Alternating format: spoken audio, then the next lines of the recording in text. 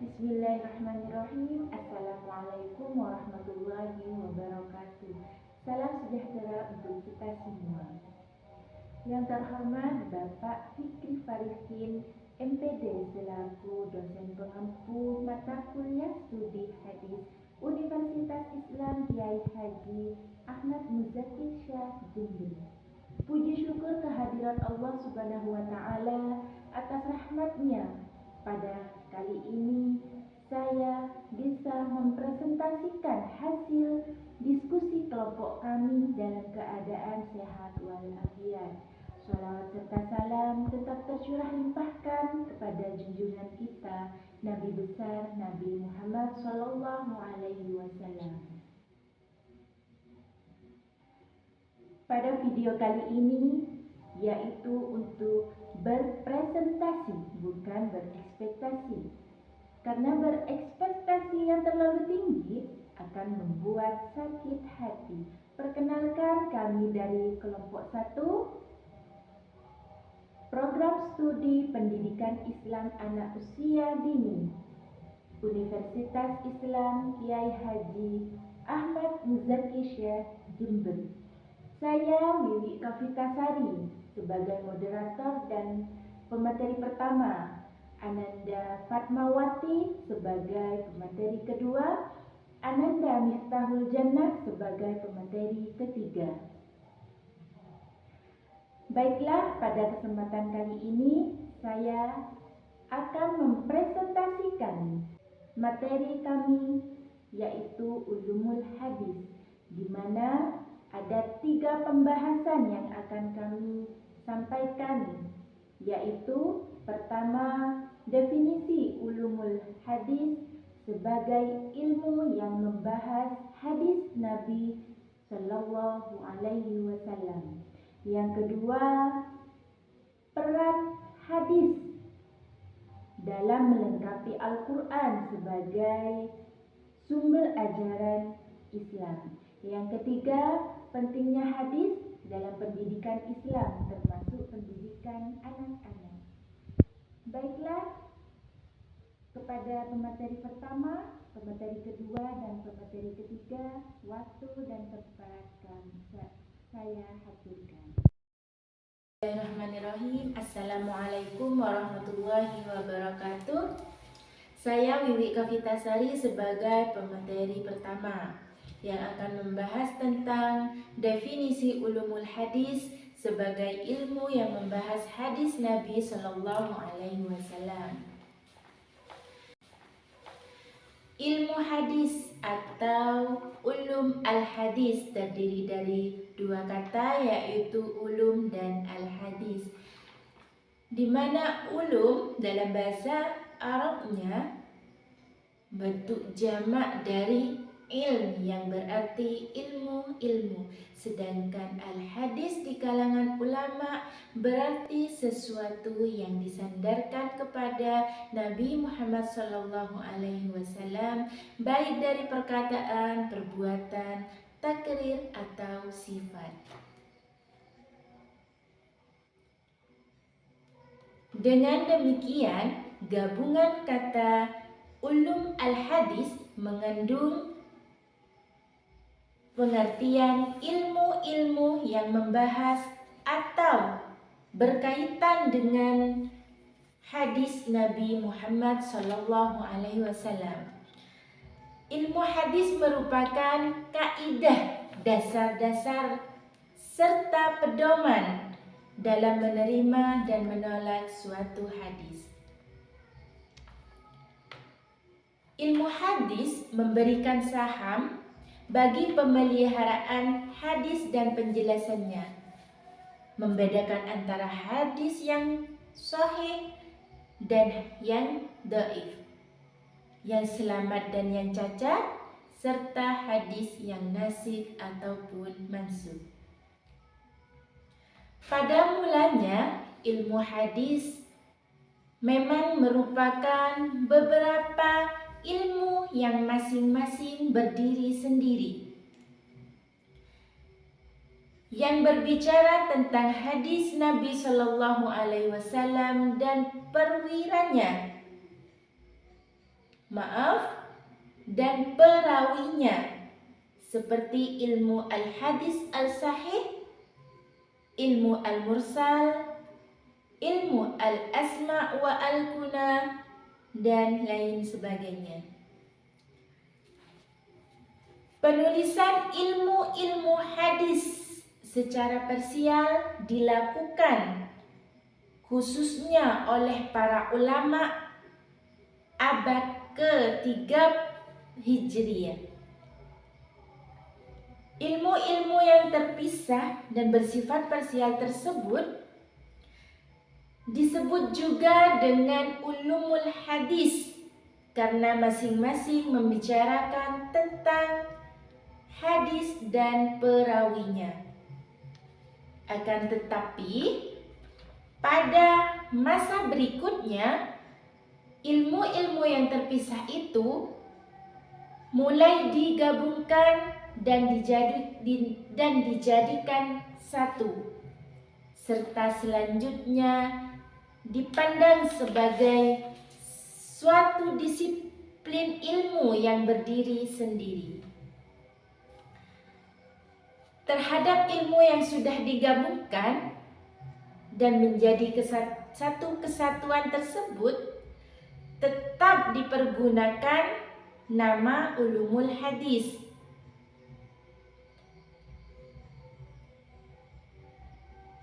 Dalam penggunaan lafaz jama' ulumul hadis setelah keadaannya menjadi satu, yaitu mengandung makna mufrad atau tunggal, yaitu ilmu hadis. Karena telah terjadi perubahan makna lafaz jama' tersebut dari maknanya yang pertama, beberapa ilmu yang terpisah menjadi nama dari suatu disiplin ilmu yang khusus, yang nama lainnya adalah mustalah al-hadis. Itu saja penjelasan dari saya, kurang lebihnya mohon maaf. Wassalamualaikum warahmatullahi wabarakatuh. Assalamualaikum warahmatullahi wabarakatuh. Saya pemateri kedua akan menjelaskan tentang Al-Quran dan hadis memiliki peran penting sebagai sumber hukum dan pedoman hidup umat muslim. Al-Quran dianggap sebagai mukjizat terbesar Nabi Muhammad SAW. Ia memberikan petunjuk dan pedoman hidup umat Islam. Hadis yang disebut sebagai tulang punggung dalam peradaban Islam yang menjadi otoritas kedua setelah Al-Quran dan dalam agama Islam. Al-Quran, hadis. Al-Quran dan hadis saling melengkapi dalam membentuk landasan ajaran hukum Islam. Al-Quran dianggap sebagai sumber utama yang mengandung acara umum, sedangkan hadis sebagai sumber ajaran kedua menjelaskan keumuman dari Al-Quran. Ataupun peran hadis dalam melengkapi Al-Quran dari beberapa aspek pengaruh dalam membentuk landasan ajaran hukum Islam. Al-Quran dianggap sebagai sumber utama yang mengandung acara umum, sedangkan hadis sebagai sumber ajaran kedua menjelaskan keumuman dari Al-Quran. Ataupun peran hadis dalam melengkapi Al-Quran dari beberapa aspek pengaruh keduanya sebagai berikut. Moralitas dan etika. Al-Quran memberikan petunjuk moral dan etika yang tinggi, mendorong umat Islam untuk menjalani kehidupan dengan integritas dan moralitas yang tinggi. Hadis menyediakan contoh nyata dari kehidupan Nabi Muhammad SAW, menegaskan praktek moral dan etika yang diilustrasikan dalam Al-Quran. Hukum dan keadilan. Al-Quran berfungsi sebagai sumber hukum utama dalam peradaban Islam. Berikut pedoman hukum yang mencukupi sebagai aspek kehidupan.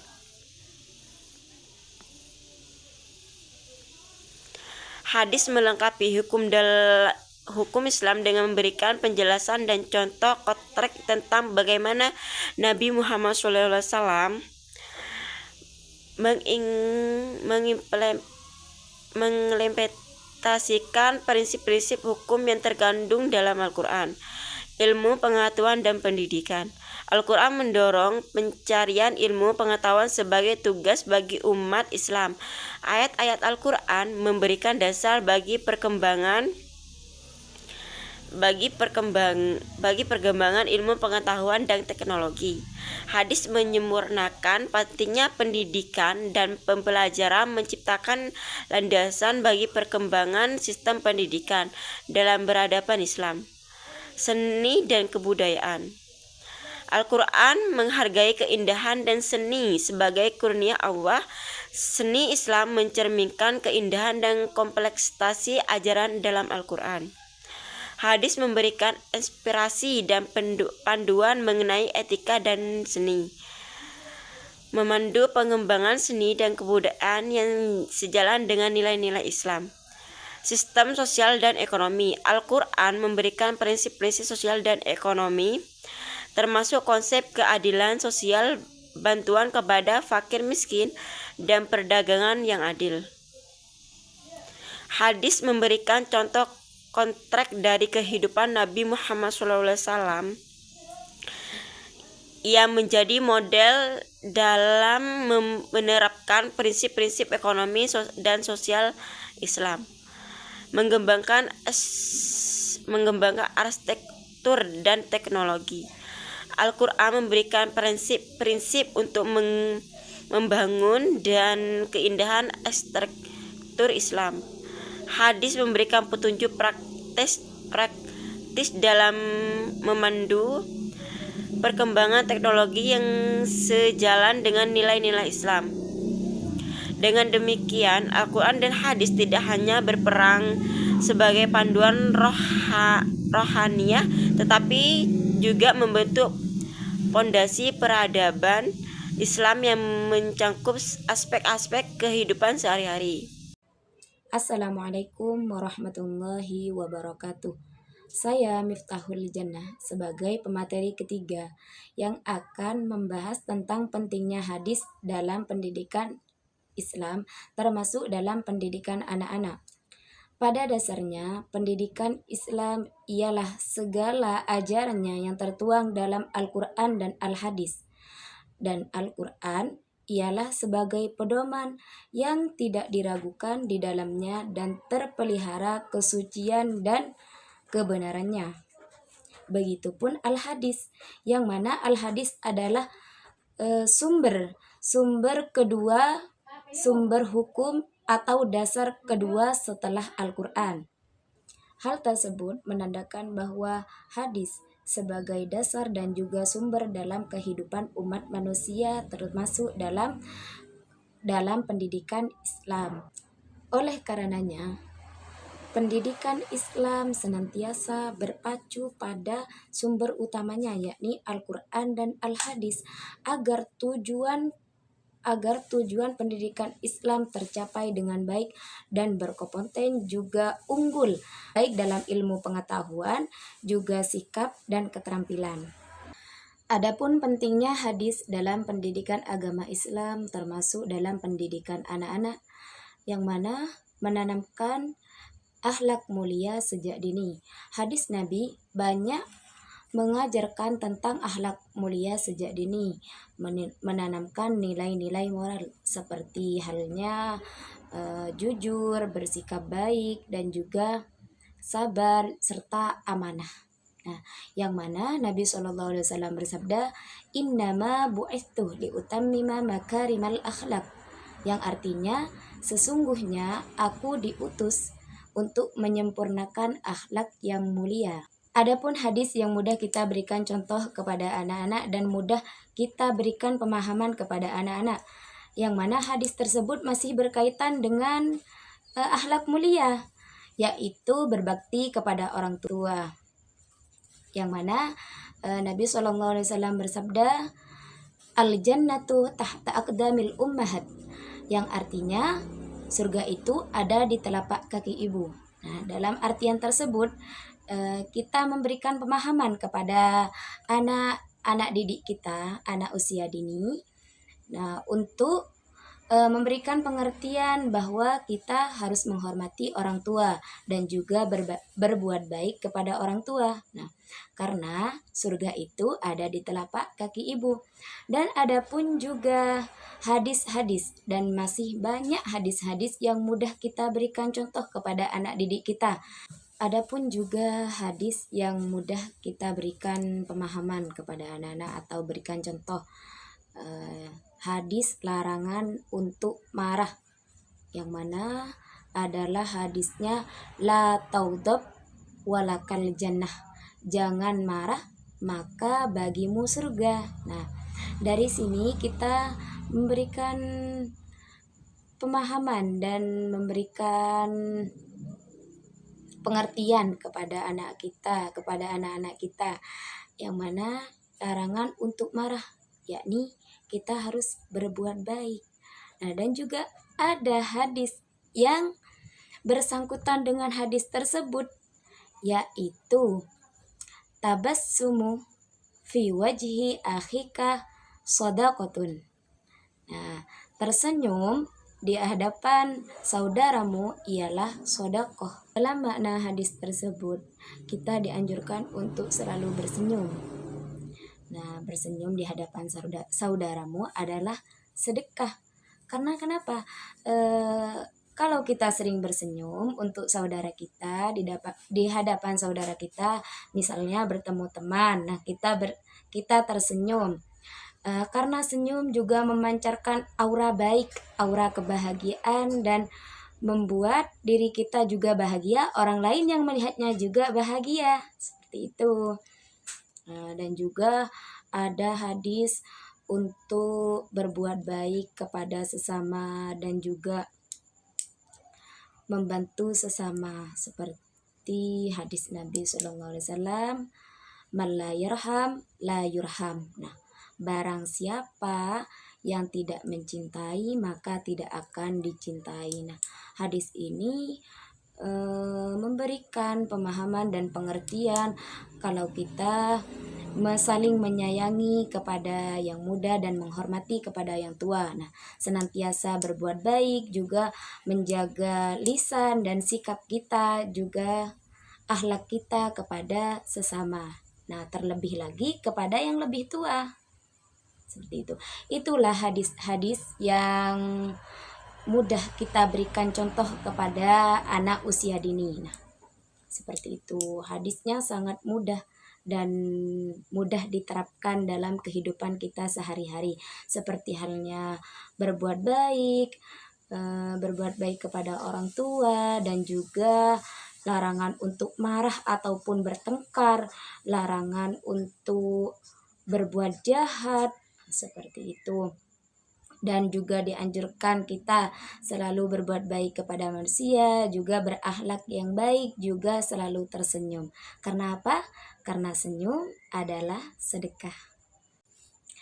Kesimpulannya adalah ulumul hadis atau ilmu-ilmu hadis mengandung pengertian ilmu-ilmu yang berkaitan atau membahas tentang hadis Nabi SAW, dan juga peran hadis dalam melengkapi Al-Quran sebagai sumber ajaran Islam sangat penting, karena hadis adalah sumber atau dasar kedua setelah Al-Quran. Nah, dan juga pentingnya hadis dalam pendidikan Islam agar menciptakan lembaga pendidikan Islam yang unggul dan baik. Dan penting juga memberikan pemahaman juga pengertian kepada anak-anak sejak dini, agar menciptakan karakter yang baik sejak dini dan untuk masa depan anak. Baik, terima kasih. Assalamualaikum warahmatullahi wabarakatuh.